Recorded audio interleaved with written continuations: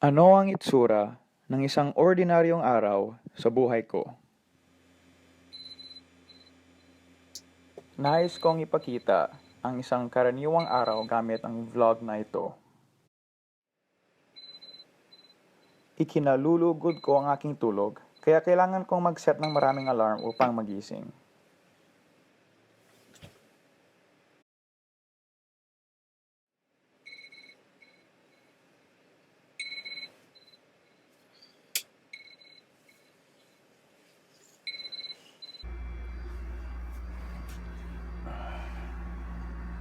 Ako ay nakatira sa ika-27 na palapag sa Berkeley Residences, kaya napakaganda ang tanawin sa kondo ko.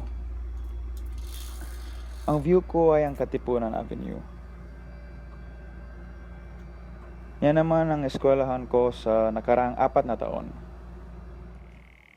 Minsan, hindi na ako nag-aalmusal, pero kailangan ko talagang uminom ng kape upang ako ay maaaring gumising.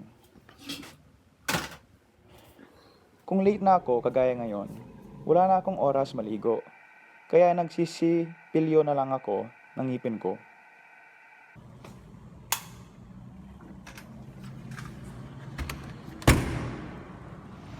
Ito ang daan patungo Ateneo. Maraming mga restaurant at harian dito. Madalas akong naglalakad pero kung late na talaga ako, kagaya ngayon, sumasakay na lang ako ng tricycle. Dati, medyo natakot pa ako mag-trike sa highway. Pero nasanay na ako. Ang tricycle ay isa sa pinaka-common na paraan upang bumiyahe sa iba't ibang lugar ng Katipunan Avenue. Ngayon ay lumalakad na ako patungo sa klase ko. Ito naman ay ang De La Costa. Dito matatagpuan ang mga pinakamahusay na guro ng Ateneo. Or sometimes we forget that we fake our smiles to project that we are okay, even if in reality our world is already broken, in fact, even falling apart.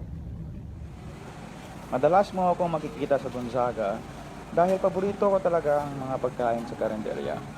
Ay ate, isang sabaw lang yung ano. Palagi kong kinukuha ang tinola, sinigang, at adobo. Pero wala silang ganyan ngayon. Salamat. At saka ano, ito na lang.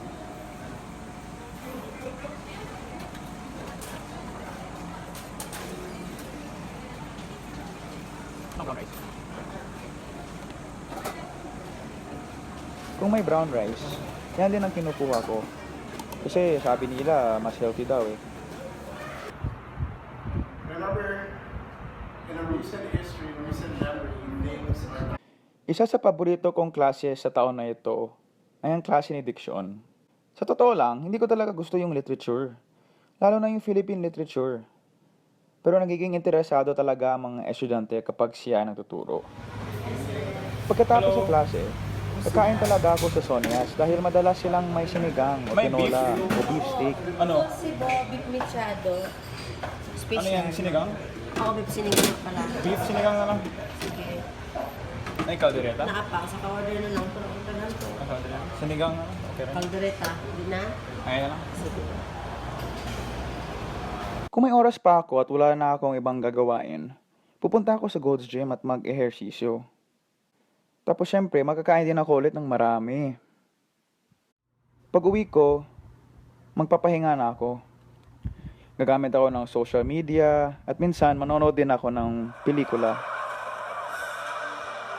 Itong pelikula na ito ay isa sa pinakapaborito kong pelikula. Bago ako matulog, madalas akong magtugtog ng piano. Ginagamit ko rin ang oras na ito upang mag-reflect sa aking buhay. Minsan, itinatanong ko, saan ba makikita ang halaga o diwa ng araw ko? Ito ba ay sa pagpunta ng klase? Ito ba ay sa pagpunta ng gym? O sa panonood ng pelikula? Napansin ko na ang nagbibigay ng halaga o meaning sa ating buhay ay ang interaction natin sa iba. Ang mga maliliit na bagay na ginagawa natin sa pagpati ng mga gwardiya at katulong, sa pagtulong ng mga kapwa mag-aaral, sa pagkangiti ng inyong ate, sa pagbahagi ng merienda para sa pagod na driver. Ito ang mga maliliit na bagay na nagbibigay ng halaga bilang isang estudyante,